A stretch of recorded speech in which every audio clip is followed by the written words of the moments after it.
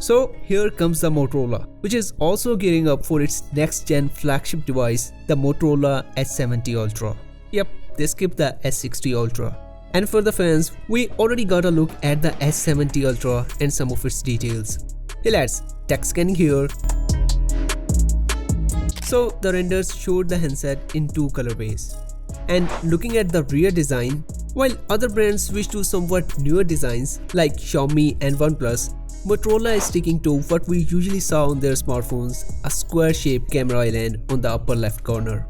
There are 3 camera sensors and a flashlight. Likely these sensors are wide, ultra-wide and a periscope sensor. Unfortunately, we don't know their specs at the moment. The rest of the back panel has a textured finish, seems like fabric style, which is, we can say, giving it a distinct look. Looking at the frame, which is expected to be metal made, we can spot the usual power and volume buttons on the right side, while there is also a single button on the left side, which we can expect will be a dedicated AI button. Next, though the renders didn't reveal the front look, however, we can expect to see around 6.7 inches OLED display, which is rumored to be a flat screen this time. Now, performance-wise, some early information suggests that the Motorola Edge Ultra could be powered by the Snapdragon 8 Gen 5.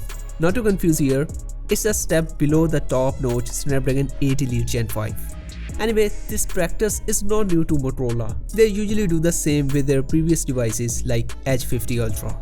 However, the recently launched Snapdragon 8 Gen 5 is a pretty powerful chipset, and a Geekbench of the OnePlus 15R, which will be using the same chipset, scored a decent 9329 multi-core and 2784 single-core points.